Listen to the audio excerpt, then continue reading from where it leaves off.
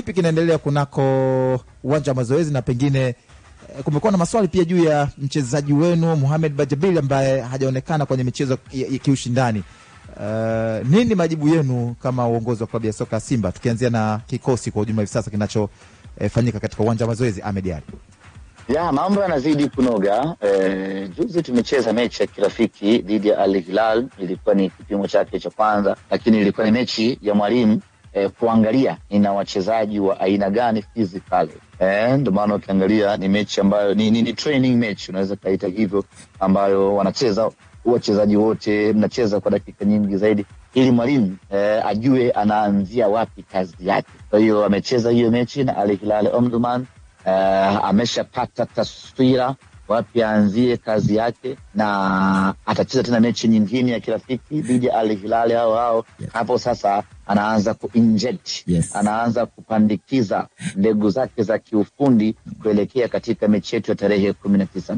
Kimsingi ni kwamba mipango yake inakwenda vizuri. Wachezaji amewaona physically, ameshajua kila mchezaji anahitaji kitu gani cha kumuongezea, ameshajua timu ina mapungufu gani na madhaifu gani, na ameshajua kitu gani anawajibika kuongeza yeye kama meneja mkuu mpya wa timu yetu, ili tunakoelekea sasa tuwe na timu iliyokamilika kwa 100%. Moja ya swali ambalo nimekuwa nikifikishiwa mimi Ahmed Ali ni kuhusiana na, unajua wachezaji wapya kila mmoja anatamani kuwaona. Mohamed Bajabil, tetesi baadhi ya watu wanahusisha kwamba anawezekana akatolewa kwa mkopo, sijui namna gani vipi. Labda hebu watoe wasiwasi wana Simba ama waeleze uhalisia, Mohamed Bajabil atarejea lini? Bajabil amesharejea. Bajabil alitumsajili akiwa na majeraha, ndio maana unaona hata kwenye timu yake ya taifa ya Kenya asingeweza kucheza mechi zile za mwanzo kwa mujibu wa ripoti yao. Na sio ajabu kumsajili mchezaji ambaye ana majeraha, kwa sababu mchezaji huyo unakuwa umeshamfanyia scouting na umeshajua ni mchezaji bora. Kwa hiyo tuliangalia uzuri wake, tukaridhika naye, tukamchukua Mohamed Bajabil. Lakini tumemchukua akiwa na majeruhi yake, na alikuwa kwenye dakika za mwisho za kuelekea katika majeraha yake, na ndio maana hata mwalimu wake Ben McCarthy alisema wazi kwamba tusingemtumia kwenye group stage, tungemtumia kuanzia hatua za robo finali, kwa sababu angekuwa tayari ameshapona. Baada ya kuja kwetu akapata huo muda wa kupumzika, akawa ameanza kuwa sawasawa na akafanya mazoezi na wenzie pale Misri kwenye pre-season, lakini bado akawa anasikia maumivu ya hapa na pale. Ndipo jopo letu la madaktari wakasema huyu acha tumpe muda zaidi wa kupumzika zaidi ili apone mazima, na atakaporejea ukiwanjani aweze kufanya kazi kwa ufasaha wa hali ya juu. Kwa hiyo tangu baada hapo akawa yuko zake akipatiwa matibabu na kupumzika, na ameshamaliza muda wake huo wa mapumziko, na sasa amerejea kwenye kiwanja cha mazoezi. Okay, ni ufafanuzi juu ya mchezaji Mohamed Bajabil Master Tindwa. Imekuwa ni nadra sana kwa klabu za Kariakoo kuwa na uvumilivu na mchezaji ambaye ni majeruhi. Nadra mno. Ni nadra, lakini kwa siku hizi naona kuna mabadiliko makubwa sana kwa vilabu hivi. Jana juzi tulizungumzia hapa Juma Mahadhi. Unamkumbuka wa Young Africa? Yule alisajiliwa Yanga, alianza kucheza, kuna wakati fulani alikuwa majeruhi almost msimu mzima au msimu miwili. Yanga walimvumilia, walimtibu. Baada ya hapo wakamwambia kwamba tumekutibu, umepona, hebu pambania namba ama nenda sehemu nyingine ambayo utaona utapata nafasi ya kucheza. Unamkumbuka msimu huu wana jeshi yao kwasi. Tangia msimu uliopita cheza mechi chache sana, lakini mpaka leo bado yupo na anafanya mazoezi sasa hivi, ashaanza kurejea. Kwa hiyo kwa Simba wamemsajili, wameonekana kwamba hayupo fiti, wanampa matibabu, mwisho wa siku atapewa nafasi. Kwa mfano msimu uliopita walikuwa na unamkumbuka msimu wa juzi ule, ulikuwa na mchezaji kutoka Ivory Coast, somebody Ikram tamkumbuka Ikram kutoka Ivory Coast, alikuja wakati wa season, anaitwa Aubin Kramo. Aubin Kramo, unakumbuka? Pata majeraha. Alicheza mechi chache sana ya ngao ya jamii kule Tanga kule. Unajua kutuma iko. Kwa hiyo lakini walivumiliwa, alipata matibabu sana mpaka pale alipopona, lakini hakuwa tena katika ushindani, ndo akarejea tena. Wanamkumbuka hata golikipa la Cred. You Black Led. Yes. Ndio chanzo cha kuja Pilipili Kamara. Lakini katibiwa na mwishoni kabisa akaondoka kwa sababu ya pengine ushindani wa sehemu wanaocheza. Kwa hiyo wanawapa nafasi wachezaji ya kuwatibu. As long wanamuona mchezaji na potential. Kwa hiyo hii ni nguo mpya ambayo ipo sandukuni. Nguo mpya ambayo ipo sandukuni. Inakuwaje? So unahifadhi siku ambayo vunja kabati unatoka nayo. Kwa hiyo Simba tusubirie siku ya kuvunja kabati. Hawajavunja kabati lao bado. Yanga washamaliza. Wachezaji wote wamecheza. Simba washamaliza. Washamaliza kabati. Simba bado wana kipya kinyemi. Kipo ndani akijali nini bado. Kimanga mchezo kimanga yule. Sasa sijui kama anavyopendeza na ile jezi ndio atapendeza uwanjani ama au atakuwa katika modo tu wa jezi. Lakini ni za utambulisho wa jezi. Na mchezaji Kenya kule wanamuita nani? Wanamuita Saka. Mohamed Bajaber kwa Saka. Bukayo Saka wa Kenya wanamuita. Tofauti ya rangi tu. Sasa tunamwangalia siku ya siku. Sasa anaumwa, najua kuna mambo mawili. Unajua timu zetu za Kariakoo hizi kuna maumivu ya mchezo au maumivu ya miba. Miba ama ni maumivu ya kawaida. Taarifa ni kwamba toka yuko Kenya shia anaumwa. Sasa of course mtu anasiginia kunguni hapo. Hapo anasigina namna hii. Advantage ni nini? Pale penye udhaifu ndio hata ukiwa bondia pale ambapo panauma ndio anatafuta hapo. Hapa anaweka hapo. Kwa hiyo nini? Tunajiuliza hii maumivu ya kawaida ama miba? Kuna free miba hamna. Nasikia ipo kaka. Sasa ndio hivyo. Kama maumivu ya kawaida ushatibiwa unarudi. Labda tu usiwe fit. Na maana kwamba ile mechi fitness hujapata. Lakini sasa ukigusa tena tena. Nguo inaisha kabatini she. Muo mnaficha soksi. Bwana sisi bado tupo tunaendelea kuangazia taarifa za michezo. Operation yao ya kutokomeza jezi feki inaendelea hivi sasa ambayo kwa namna moja ama nyingine inaelezwa kwamba imeanza kuzaa matunda. Master Tindwa bwana, ikumbukwe namtafuta kwanza Ahmed Ali, meneja wa idara ya habari na mawasiliano klabu ya soka Simba. Leo bwana ni birthday yake ama siku ya kumbukizi ya kuzaliwa kwake, meneja wa idara ya habari na mawasiliano klabu ya soka Simba. Sasa Ahmed Ali bwana, kwanza pokea pongezi za kuongeza mwaka mwingine. Pongezi kutoka idara ya michezo ya Clouds Media ikikutakia maisha marefu zaidi yenye mafanikio. Hebu tuambie kwanza unazipokea ukiwa wapi, lakini pia tuambie tathmini ya kile ambacho mmeanza kukifanya, kampeni yenu ya tokomeza jezi feki hapa nchini Tanzania. Ahmed. Nashukuru sana. Nimepokea salamu zenu na kumbuka birthday ya mwaka juzi tulikata keki hapo Clouds kwenye kipindi cha leo tena. Gia Habibu na huu alikuwa ni mashuhuda pamoja na Jose Mara, tukakata keki hapo, watu wakafurahi vibaya mno. Sawa. Na unasherehekea birthday yako ukiwa mkoa upi sasa Ahmed? Nikiwa Mwanza. Nasherehekea siku hii ya kuzaliwa kwangu nikiwa Mwanza. Kwanza sio mbali sana hapa Mwanza na mkoa niliozaliwa kwa maana Shinyanga. Kwa hiyo ninaifeel ile asili yangu ya kwamba nimezaliwa hapo tu Shinyanga, na birthday hii imenikuta nikiwa hapa Mwanza nikiendelea na majukumu yangu ya kupambana na vita ya jezi feki za Simba Sports. Ahmed, mara ya mwisho wakati unaizindua kampeni hapa studio kwenye Sports Extra ulituahidi ungetupa mrejesho, pengine mpaka hivi sasa wapi mmefanikiwa, ipi changamoto, zoezi linaendeleaje hapo Mwanza? Zoezi linakwenda vizuri, tunamshukuru Mwenyezi Mungu. Kusema kweli mpaka sasa tumetembea mikoa isiyopungua 8 kuanzia Pwani, Tanga, Kilimanjaro, Arusha, Babati kwa maana ya Manyara, Singida, Tabora na Shinyanga, na sasa tuko Mwanza. Takriban mikoa 8-9 hivi tumepita tukihubiri neno kwa wanasimba na kuhusu kununua jezi feki. Tumeamua kuwekeza kwenye akili za watu, tubadilishe mitazamo ya watu, tuwaelimishe watu umuhimu wa wao kununua jezi feki, badala tu ya kutumia nguvu kukamata watu wanaouza jezi feki. Lakini kwanza tudili na mtu wa mwisho kwenye biashara anaitwa final consumer. Tudili na final consumer, kuibadilisha akili yake, kumweleza kwamba anatakiwa kununua jezi original, kumweleza kwamba aachane kununua jezi feki. kumweleza faida za kununua jezi original na hasara za kununua jezi original. Na mpaka sasa tukiwa tumeshaikata wiki moja ya mapambano haya, tathmini yetu inatueleza kwamba tumefanikiwa pakubwa sana. Najua swala la elimu unaweza usilipime hapo hapo. Swala la elimu unakuja kulipima baadaye. Yule mtu niliyemuelimisha siku zile ameweza namna gani kuifuata hiyo elimu.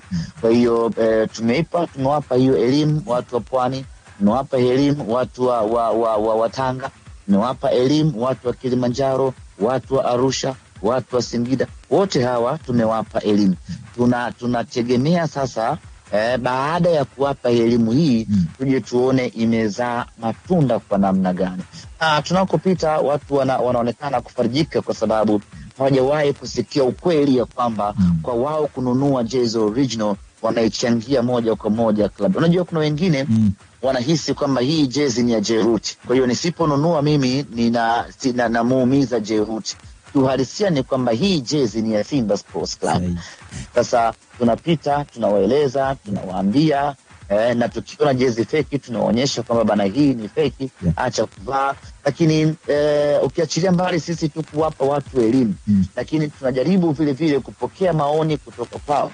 Watueleze na wenyewe kwa nini mtu anachagua kuvaa jezi feki. Ziko sababu nyingi ambazo tumezipata, ikiwemo kipato. Kwa mfano jana nilikuwa Buhongwa Mwanza hapa, na mtu kavaa jezi feki. Nikamuuliza kwa nini umevaa jezi feki? Akasema sikuwa na hela, hii jezi inauzwa 20,000, ya Simba inauzwa shilingi 45,000. Kwa hiyo tunakuomba umwambie Jeruti ya kwamba anapotengeneza jezi atengeneze za madaraja yote. Nyinyi wa 45 nuenda 45, wa 100,000 wanunue 100,000, na sisi wa 20,000 tutengenezewe jezi yetu. Kwa hiyo hayo ni maoni ambayo tunayapata kutoka kwa watu wahusika. Tunakwenda kumfikishia mwekezaji ili tuone namna gani tunaweza kupigana hii vita ya jezi feki kwa vitendo na kwa kisayansi, ukiachilia mbali njia ile ya kukamata.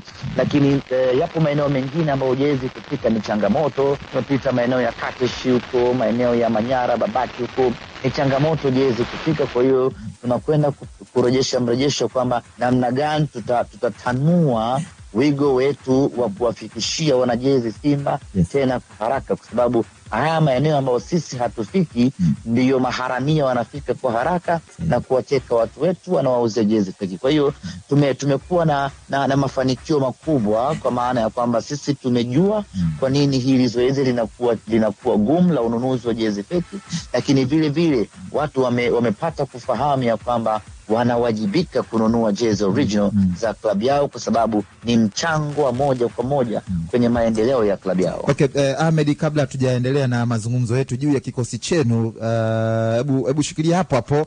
Master, nadhani kuna picha nyingine ambayo naipata hapa juu ya wafanyabiashara. Kuna namna ambavyo kuna sehemu ni kama wanachelea kufanya research ya mapema wakati tunaingia kwenye biashara. Kwa mfano, ukisikia kinachofanywa hivi sasa na Simba Sports Club, kilipaswa kufanyika mapema kabla ya kuingiza jezi sokoni.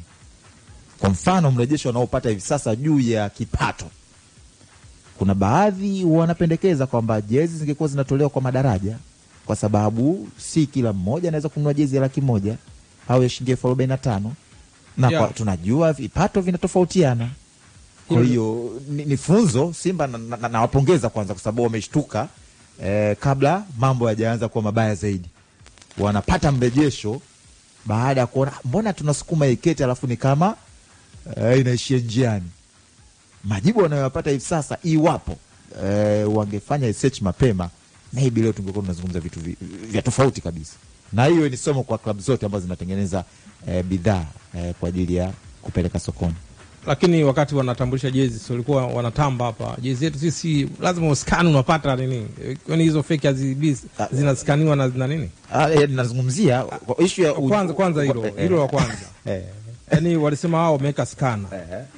Kabla hujanunua wewe mnunuzi inabidi uscan.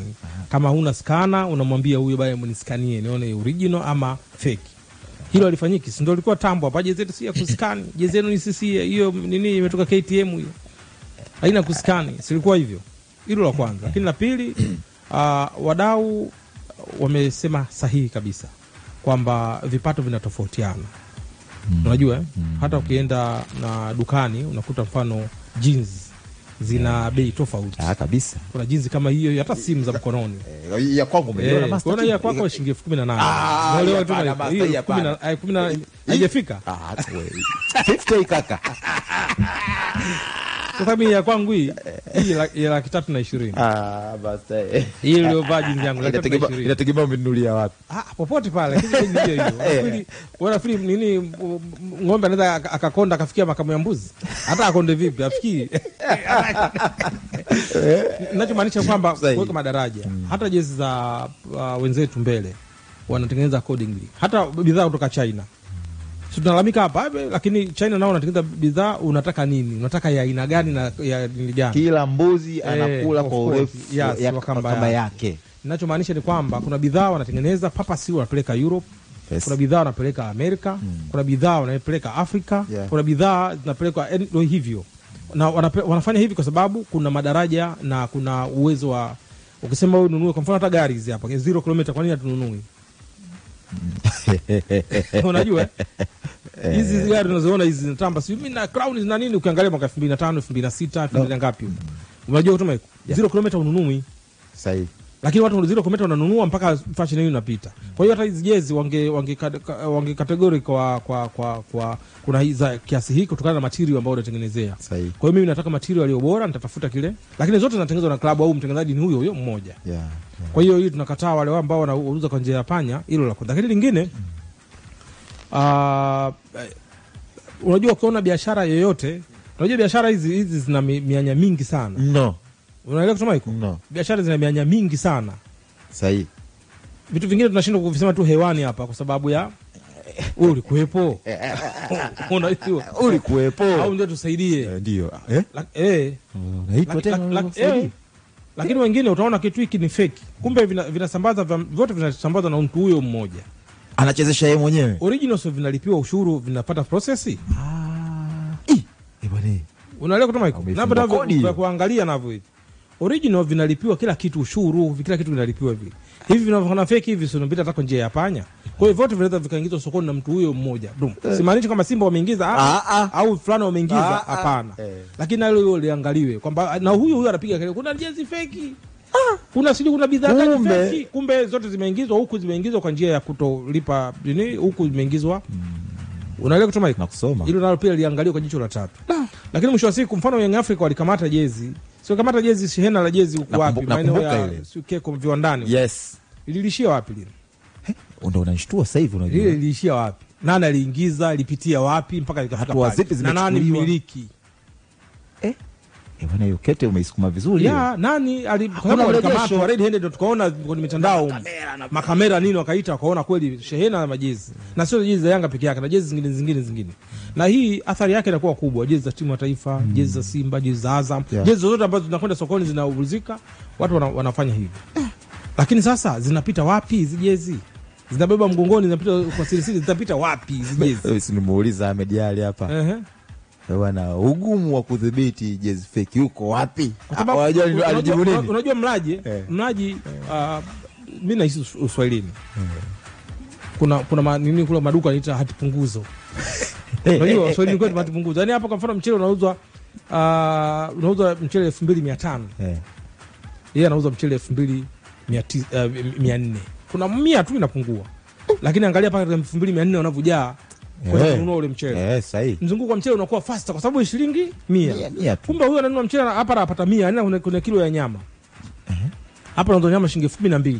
Kuna mwingine anauza shilingi 11,500, mwingine shilingi 11,000. Angalia, watu waangalie ubora. Wanaangalia kuna mpaka itabaki 1,500 ya mchezo kwa sababu unajua mchezo. Sio Swahilini. Ila mchezo itabaki hapa. Kila sehemu kwenye punguzo la shilingi 100, 500, 1000. Ndio sehemu hiyo ambayo inavutia sana wateja. Na biashara zinakwenda. Mafuta ya kula haya. Sio lita shilingi fulani, yeye anapunguza 200 tu. Nenda atipunguzo pale 3,800. Hatari hiyo. Kule 4,3,800 mtu anamtuma vuka babaya na kanunua atipunguza, anamsitiza mwanawe. Kwa hiyo ninachomaanisha hata hizo jezi imekuja hapa jezi original shilingi 45. jezi inafanya na hiyo tena uweze kwa haraka uweze kujua kama this is original or this is fake. Yes. Nauza shilingi 20,000. Mtu ajiulize mara mbili. Haya, anafuata kwenye punguzo. Anafuata hadi punguzo, maisha yanakwenda Yesu kavaa pita jamaa faka vaa jezi Simba kali. Kuna ubaya msimu. Unajua utumaika? Nakusoma. Of course inaharibu masoko, inafifisha biashara, haileti faida, lakini zinaingiaje? Yaani hizi zinaingiaje? Yaani swali la msingi master ambalo kwa sababu sio jezi 4 sio kwa bahati mbaya. Ni shehena 4, yani 4 tu zimekamatwa. Jezi shehena makontena. Kontena zinapita wapi? Hizi kontena zinapita wapi? Zinapita pale bandarini, hizo zinapita. Sasa au zinashushwa au zinashushwa katikati, yani haiwezekani huko kudhibiti. Kwa sababu zikija sisi tunajulikana. Sasa kwa nini zikikamatwa hatupati taarifa za wale ambao wanahusika? Umesikia mtu ampewa mahakamani kwa sababu ya nini? Siku moja kaka. Ndio maana zoezi la na ndio maana nikasemaje, hao wanahusika katika usambazaji katika nini, ndio hao wanahusika. Kwa sababu mwenzangu na mimi nitapata wapi hizo connection ya kwenda kutengeneza hizo fake zinazofanana na nini? Kwa hiyo kudhibiti, waanze kudhibiti huko wanakojikwaa, huku kwa walaji ni kuangukia, wanakoangukia tu. Yaani mimi kununua jezi fake nimeangukia tu. Unajua zamani serikali ilikuwa inakamata sana wa nini mapusha. Waito mapusha sasa hivi kama mawinga. Sio mawinga. Nielewa Kiswahili. Wa mapusha, unajua mapusha? Hebu endelea kwanza. Wanakuwa kamata sana. Lakini bado mzigo uko unaingia sana sokoni. Watu wanapata wapi? Mapusha wao mwingine wanakamata. Sasa wameingia paka mashambani wanakozalisha huko. Shakuelewa. Umeelewa kusema huko wanateketeza, usikie kwa shamba fulani limeteketezwa, wanakamatwa huko na huko. Na chomaanisha kwamba wameingia kule kwenye sosi. Yaani kwanza kama unataka kukata mti, kata kwenye shina. Unakata kwenye matawi huko. Unaota tena kaka. Kwa hiyo kuna watu ambao wanaingiza hii mizigo. Na sio kwa bahati mbaya, sio kama hawajulikani. Ni watu wanaojulikana. Mimi na wewe tunaweza tusiwafahamu. Lakini wanapita wapi? Kwa hiyo hilo ni swala la kuwasaidia kina Ahmed, wanapambana kwa kweli, lakini mwisho wa siku alafu baadaye tunaambia vilabu vyetu maskini nyinyi. Hapana. Kwa mfano hao wadhamini walioingia kwa mauzo ya jezi, kama hakuna ustawi wa mauzo ya jezi haoni chochote, nafikiri next time anakubali kurenew mkataba ama atakayekuja mwingine. Tunaona biashara ngumu na biashara wanazungumza nini, wanazungumza lugha moja. Ndio biashara, wana biashara wakubwa wanakaa wana make cheers. Biashara yako vipi? Nimekuwa nini, nimekuamisha hiki na hiki. Wanajua wanazungumza. Sisi huku tunapigana vikumbo, tunabishana, tunafanya nini, tuna make beef, lakini wenzetu huko wanazungumza. Yaani kama unaona wachezaji sahihi, watu wanashindana hapo, cha Simba na Yanga wanakasirikiana, lakini wachezaji wengi kishamaliza game wanakutana wanakutana kadanse full kama hakijatokea chochote. Sahihi. Na wafanya biashara nao pia inavyokuwa hivyo. Sasa wanajua kwamba biashara hii inapata faida inapata hapa ama anapata hasara kwa sababu hii. Kwa hiyo ili hii mikataba hiyo minono zaidi, vilabu vinufaike na wapate mileage iliyo bora hawa wauzaji, ni kwanza kudhibiti, lakini kwenda kule kutafuta kwa mtu mmoja chini, of course utafanikiwa kwa mafanikio madogo sana tofauti na kudhibiti kule ambapo wanaingiza mzigo. Sawa bwana, hii ni Sports Extra Clouds FM, naendelea kuangazia taarifa za michezo. Lakini nilimsubirisha Ahmed Ally baada ya kutupa tathmini ya kile ambacho wanaendelea kukifanya hivi sasa kunako mikoa mbalimbali, kampeni ya tokomeza jezi feki. Lakini wana Simba, Ahmed Ally wangependa kufahamu kocha mpya ameanza kibarua, na bila shaka wamesikia taarifa ya matokeo ya ushindi wa 2-1 dhidi ya Al Hilal Omdurman katika mchezo wa kirafiki. Pengine kipi kinaendelea?